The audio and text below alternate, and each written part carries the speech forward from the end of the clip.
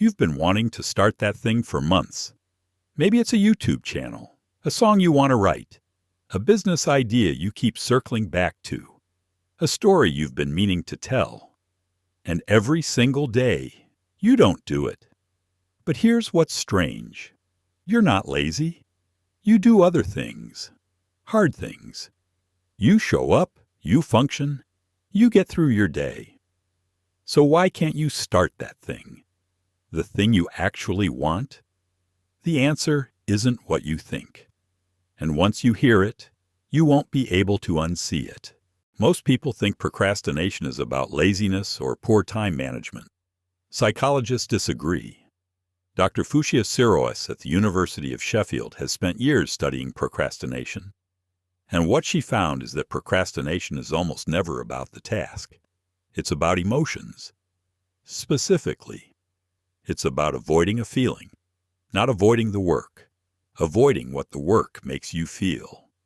And when the thing you're procrastinating on is something you deeply care about, the emotions get even more intense. Because here's what your brain is doing without telling you. If you never start, you can never fail. If the song stays in your head, it's still perfect. If the channel stays as an idea, it still has potential. If the business plan lives in your notes app, it's still possible. The moment you begin, reality enters. And reality is terrifying. This is called self-worth protection. Your brain is not being lazy. It is being strategic. It is keeping your dream safe by keeping it locked inside you, where nothing can touch it.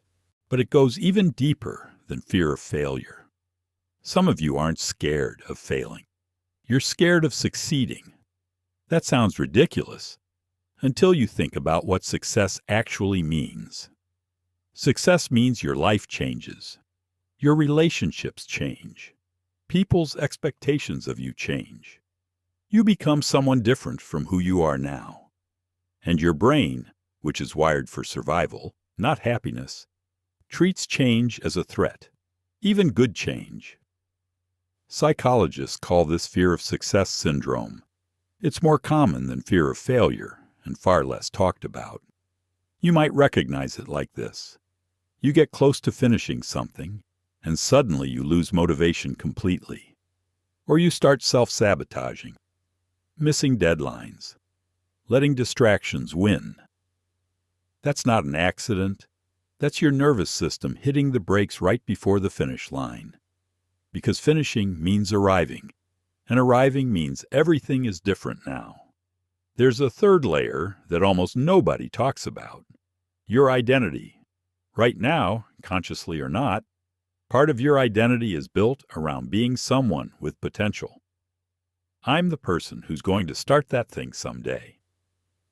That identity is comfortable. It protects you. People around you might even reinforce it.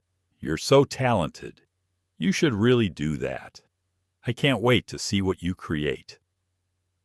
But the moment you actually start, you stop being the person with potential and become the person with results. And results can be judged. Potential cannot.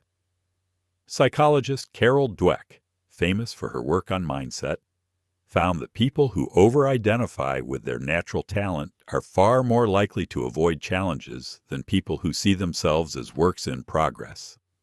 Because if you try and fail, and your identity is tied to being talented, then what are you? So your brain makes a very calculated decision. Stay in potential. It's safer there. So what do you do with all of this? First, stop calling it laziness. That word is doing real damage to you. You are not lazy. You are afraid. And fear is something you can work with. Second, understand that the discomfort you feel before starting, that's not a sign to stop. That's actually a signal that this thing matters to you. The more resistance you feel, the more meaningful the work usually is. Stephen Pressfield called this the resistance in his book, The War of Art. He said, and this is important, the strength of the resistance you feel towards something is in direct proportion to how much that thing could change your life. So your procrastination is actually a compass, pointing directly at what matters most. Third, and this is the one that actually works, stop trying to feel ready. Readiness is a myth your brain invented to protect you. You will never feel ready. Not for the first video, the first chapter, the first conversation. The feeling of readiness only comes after you start. Never before. The action has to come first. The feeling follows. Start so small it almost feels embarrassing. Not the whole video, just the outline. Not the whole song, just one line. Not the whole business, just one decision. Your brain cannot resist something that small. And once you begin, momentum takes over. You've been waiting for the right moment, the right mood, the right energy, the right version of yourself to show up. But that version of you, they're not coming to save you. You have to build them, one uncomfortable start at a time. Now you know why you do that. If this hit different than you expected, subscribe. Every week we go deeper into the psychology behind the things you do without knowing why.